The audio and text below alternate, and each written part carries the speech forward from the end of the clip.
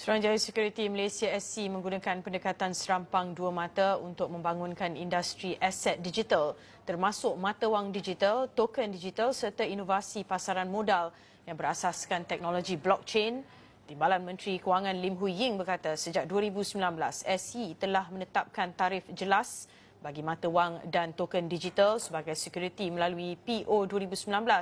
membolehkan peserta pasaran modal tradisional seperti broker dan pengurus dana mengakses aset baru ini.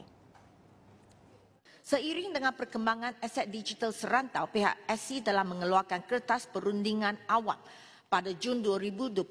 mengenai cadangan pindaan garis panduan Digital Asset Exchange atau DAX yang bertujuan untuk memperkukuhkan pasaran aset digital tempatan melalui penyenaraian aset yang lebih meluas serta menaik taraf keperluan untuk mengendalikan pasaran DAX bagi memastikan perlindungan pelabur terjamin.